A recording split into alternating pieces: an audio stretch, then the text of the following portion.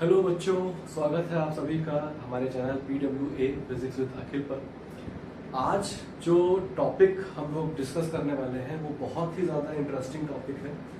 और अभी क्या है, अभी मैं रैंडम टॉपिक्स ले रहा हूँ। अभी चूंकि एग्जाम का समय है, बच्चों को जिन टॉपिक्स में प्रॉब्लम है, अभी हम उन रैंडम टॉपिक्स उठा करके हम लोग उस पर वीडियो बनाने की कोशिश कर रहे हैं। लेकिन अभी आपके एग्जाम्स के बाद, आपके जो अभी मिड टर्म के एग्जाम होने वाले हैं, उसके बाद हम लोग कोशिश करेंगे कि यूनिट वाइज, चैप्टर वाइज सारे वीडियो लेक्चर आपको मिले। आज का जो टॉपिक है वो बहुत ही ज्यादा इंटरेस्टिंग है। टॉपिक का नाम है motion in lift. Motion in a lift, ये टॉपिक बहुत ही इंटरेस्टिंग है। बस थोड़ी बहुत समस्या बच्चों को रहती है और मुझे उम्मीद है कि ये वीडियो लेक्चर देखने के बाद आप लोगों की वो समस्याएं, जो भी आपके डाउट्स हैं, वो क्लियर हो जाएंगे। देखिए, इस लिफ्ट, मोशन इन लिफ्ट में हम लोग डिफरेंट केसेस में स्टडी करेंगे लिफ्ट के मोशन को। तो पहला केस हम लोग लेकर के चलते हैं, केस वन। केस वन क्या है? जब मान लिया ये हमारी लिफ्ट है, ठीक है। मान लिया कि इसके अंदर कोई व्यक्ति खड़ा है और ये लिफ्ट जो है ये ऊपर की ओर जा रही है विद एक्सेलरेशन a। हमने केस वन ये लिया, व्हेन लिफ्ट जो है, लिफ्ट अपवर्ड जा रही है, एक्सेलरेशन कितना है? a, ठीक है। अब देखेंगे क्या करेंगे हम लोग। हमको ये पता है कि जो इस व्यक्ति का वेट होगा वो नीचे की तरफ काम करेगा, mg। आपको पता है कि वेट हमेशा वर्टिकली डाउनवर्ड लगता है, और जब mg नीचे की तरफ होगा तो इसका जो सरफेस होगा वो इस पे एक नॉर्मल रिएक्शन लगाएगा ऊपर की तरफ। तो एक नॉर्मल रिएक्शन मान लिया R, एक नॉर्मल रिएक्शन है जो ऊपर की तरफ लग रही होगी, ठीक। अब अगर लिफ्ट ऊपर की तरफ जा रही है तो हम लोग इसमें न्यूटन का जो दूसरा नियम है वो लगाएंगे। वो क्या कहता है? वो कहता है F is equal to ma। ये कहता है, यहां पर जो F होता है ये F नेट होता है, मतलब net force is equal to ma। अगर हम इस व्यक्ति की बात करें, इस पे नेट फोर्स कितना लग रहा होगा? इस पे नेट फोर्स लग रहा होगा R ऊपर की तरफ, mg नीचे की तरफ। क्या हो जाएगा? R minus mg is equal to ma। ये समझ में आया आप लोगों को? नेट फोर्स क्या हो गया? R ऊपर की तरफ, mg नीचे की तरफ, R minus mg net force हो गया, that is equal to ma। इसको समझने का एक और लोग तरीका देखते हैं। मान लो कि कोई ब्लॉक है, इस पे आपका फ्रेंड इस तरफ को फोर्स लगा रहा है, मान लीजिए F1, और एक दूसरा फ्रेंड इस तरफ को फोर्स लगा रहा है, मान लीजिए F2। ये वाला फ्रेंड ज्यादा फोर्स लगा रहा है, ये वाला जो व्यक्ति है वो ज्यादा फोर्स लगा रहा है। तो जाहिर सी बात है, जब ये वाला फोर्स ज्यादा होगा तो इस ब्लॉक का जो एक्सेलरेशन होगा वो इस साइड में होगा, ब्लॉक इस तरफ को बढ़ेगा, एक्सेलरेशन साइड में होगा। उस केस में हम क्या लिखेंगे? ये वाला फोर्स, जिस तरफ मोशन हो रहा होता है उस तरफ वाला फोर्स माइनस अपोजिट डायरेक्शन वाला force is equal to ma। मतलब क्या लिखेंगे? F1 minus F2 is equal to ma। अगर इसका मास है तो ऐसे लिखेंगे। सेम यही कंडीशन अगर हम ऐसे कर दें, वर्टिकली कर दें, तो चूंकि ऊपर की तरफ जा रहा है तो जिस तरफ मोशन है उस तरफ वाला फोर्स माइनस अपोजिट डायरेक्शन वाला force is equal to ma। ठीक है, इतना क्लियर हो गया। तो यहां से अगर हम R की बात करें, R is equal to ma plus mg। अगर हम इस केस में देखें, जब लिफ्ट हमारी ऊपर की तरफ एक्सेलरेट हो रही है उस समय नॉर्मल रिएक्शन हमारी बढ़ गई है, नॉर्मल रिएक्शन हमारी बढ़ गई है। आप सपोज करिए कि लिफ्ट अभी मूव नहीं कर रही है, लिफ्ट अभी स्टेशनरी है, लिफ्ट अभी मूव नहीं कर रही है, तो उस केस में क्या हो जाएगा? a 0 हो जाएगा। अगर a 0 हो जाएगा तो ये वाला पार्ट 0 हो जाएगा। तब हमारा जो वेट है, जो R है, वो mg के बराबर है।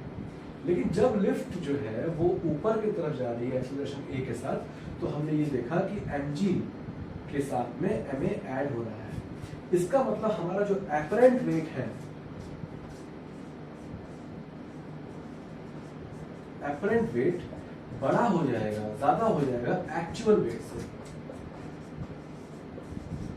कहने का मतलब ये है कि अगर आप यहाँ पर लिफ्ट में कोई वेइंग मशीन रखें और उसके ऊपर खड़े हो जाएं, तो जब तक लिफ्ट नहीं चल रही है तब तक आपका जो वेट है वही उस मशीन में आएगा। अगर लिफ्ट ऊपर की तरफ एक्सेलरेट हुई तो आपका वेट जो है वो थोड़ा सा बढ़ जाएगा, आपका जो एपरेंट वेट होगा वो बढ़ जाएगा, आपके एक्चुअल वेट से ज्यादा हो जाएगा। ये बात समझ में आ रही है आप लोगों को?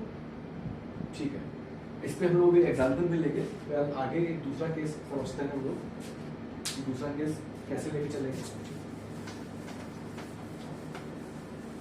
अब सेम केस है, बस अभी जो लिफ्ट पहले अपवर्ड जा रही थी, अब वो लिफ्ट डाउनवर्ड है। ठीक है, मैं एक बार मार्कर ले लेता हूँ, मार्कर थोड़ा सा प्रॉब्लम कर रहा है।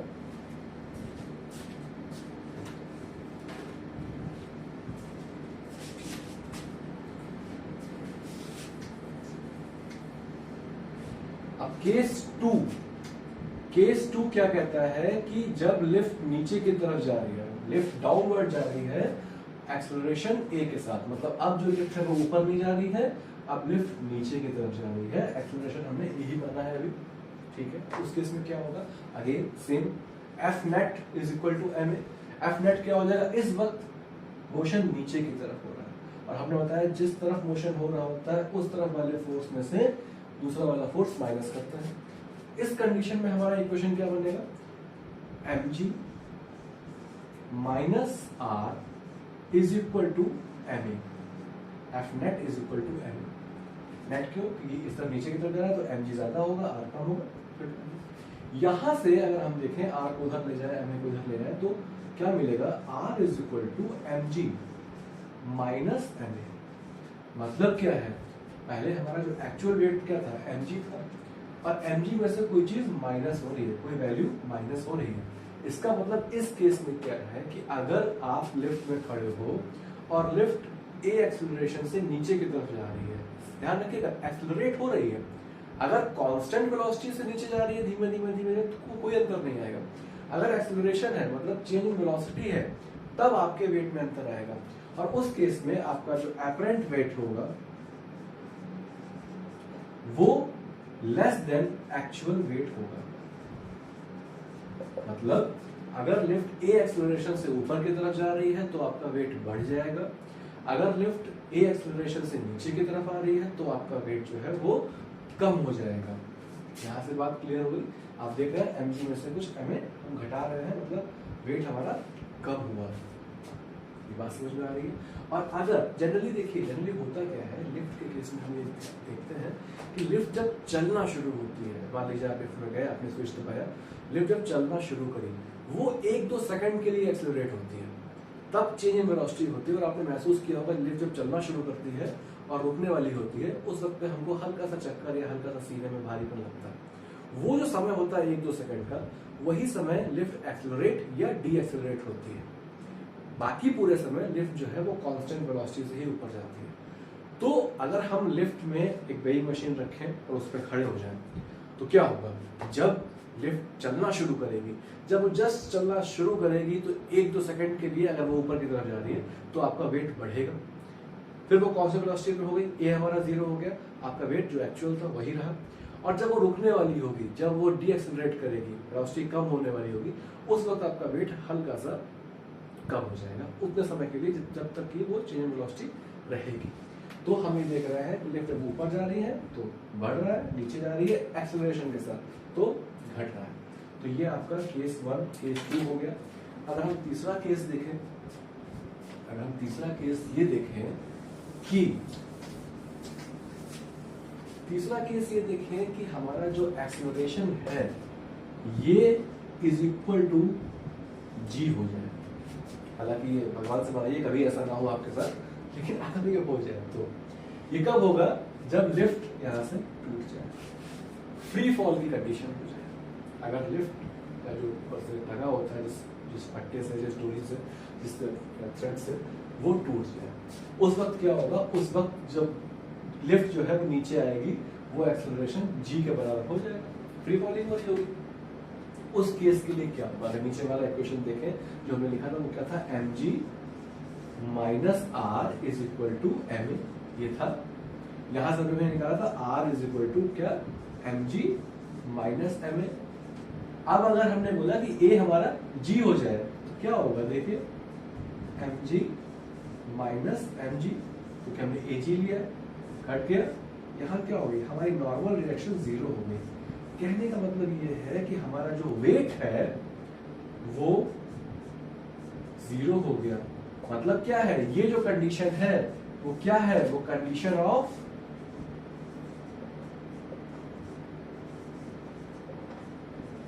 वेटलेसनेस। मतलब इस कंडीशन में अगर कभी भी ऐसा ना हो, लेकिन अगर आप लिफ्ट में हैं, एक वेइंग मशीन रखी हुई है, आप उस पर खड़े हैं और लिफ्ट आराम से धीमे धीमे आ रही है, लेकिन कभी ऐसा हुआ कि ऊपर पट्टी टूट गई और लिफ्ट नीचे गिरना शुरू हुई, उस केस में आपका ए जी के बराबर हो जाएगा। और अगर आप उस वक्त, हालांकि आप उस वक्त ऐसी हालत में नहीं होंगे कि आप वेट मेजर करें, लेकिन फिर भी अगर आप मेजर करेंगे तो आपका वेट जो होगा वो आपको जीरो दिखाई पड़ेगा, वेटलेसनेस की कंडीशन होगी। ठीक है, तो हमने समझा पहला केस कि जब ऊपर की तरफ एक्सेलरेट हो रहा है तब क्या हो रहा है, नीचे की तरफ एक्सेलरेट हो रहा है तब क्या हो रहा है, कांस्टेंट वेलोसिटी से अगर मूव कर रही है तब क्या हो रहा है, और अगर नीचे की तरफ वो जी के एक्सेलरेशन से नीचे आ रही है, जी की ए जो है हमारा जी के बराबर है, तब क्या हो रहा है। एक कंडीशन इससे भी बुरी, वो आपने मूवी देखी होगी ना आई, उसमें बोलता है कि इतना बुरा करोगे, तो बोलता है कि नहीं इससे भी बुरा। इससे भी बुरा क्या हो सकता है, वो भी देखते हैं। इससे बुरा ये होगा, इससे बुरा ये होगा कि अगर आपका जो एक्सेलरेशन है नीचे आने वाला वो ग्रेटर देन हो जाए जी, मतलब आपका जो एक्सेलरेशन है वो 9.8 मीटर पर सेकंड स्क्वायर से ज्यादा हो जाए, उस केस में क्या हो जाए? चलिए देखते हैं। अभी लिखा है उन्होंने R is equal to mg minus ma, ठीक है। अब अगर a हमारा g से बड़ा है तो r की जो वैल्यू आएगी वो क्या आएगी? वो हमारी निगेटिव वैल्यू आएगी। निगेटिव वैल्यू का मतलब कुछ नहीं है, निगेटिव वैल्यू का मतलब ये है कि जब ये लिफ्ट नीचे आ रही होगी तो आप इसके जमीन पे सरफेस वाली ये आप इसके छत पे टच हो रहे होंगे, ठीक है, क्योंकि आपका आप जी से आ रहे हो लेकिन लिफ्ट जो है वो ग्रेटर देन जी से आ रही है। आप जमीन में टच नहीं हो रहे होंगे, आप इसकी छत पे टच हो रहे होंगे। तो ये भी एक कंडीशन है, हालांकि ऐसा होता नहीं है, मगर फिर भी अगर ऐसा हो जाएगा तो ये चीज होगी। तो मेरे हिसाब से आपको लिफ्ट के चारों केस समझ में आए होंगे। एक हम एग्जाम्पल लेकर के चलते हैं, इससे आपको थोड़ा सा आइडिया हो जाएगा। चलिए देखते हैं।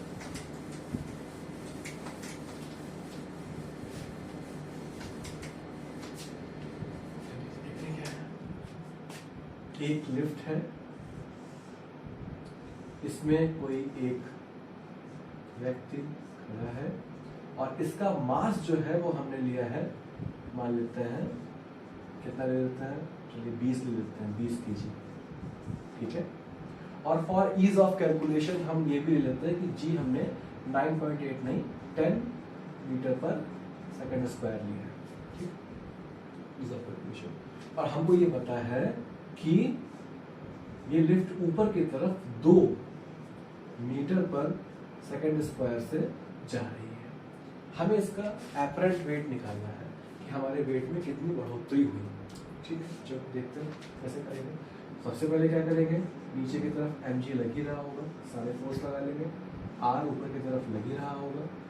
हम पहले ये मान के चले कि अगर लिफ्ट एक्सेलरेट नहीं कर रही है, लिफ्ट रुकी हुई है, तो क्या हो जाएगा, r is equal to mg, कितना हो जाएगा 20 इंटू 10, मतलब कितना हो जाएगा 200 न्यूटन या केजी वेट, ठीक है, सिर्फ केजी नहीं केजी वेट 200 न्यूटन का हो गया, ठीक है। ये हमारा क्या आ गया, ये हमारा एक्चुअल वेट आ गया। अब अगर लिफ्ट ऊपर की तरफ जा रही है तो क्या इक्वेशन बनेगी, जिस तरफ मोशन हो रहा होता है उस तरफ वाला फोर्स माइनस अपोजिट डायरेक्शन वाला force is equal to M A रखते हैं हम लोग, तो क्या हो जाएगा R minus M G is equal to M A. हो जाएगा ये चीज, ठीक है। चलिए देखते हैं, यहां से आर क्या हो जाएगा, R is equal to M A plus M G हो जाएगा, और आर इज इक्वल टू कितना हुआ, वैल्यूज 20 कॉमन ले लेते हैं, ए कितना है 2, जी कितना है 10, ठीक है।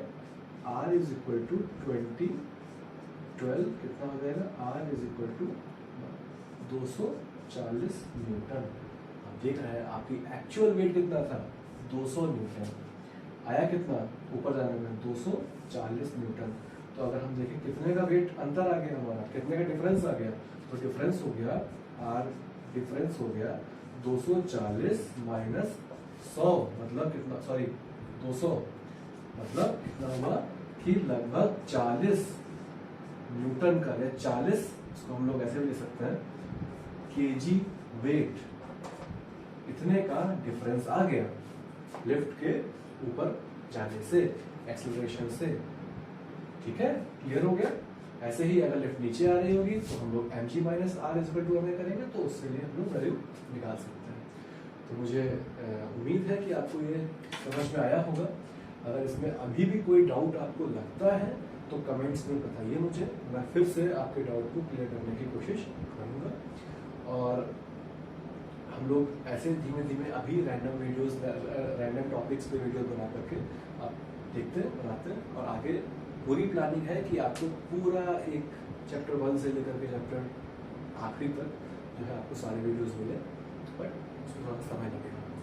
आज के लिए इतना ही, धन्यवाद।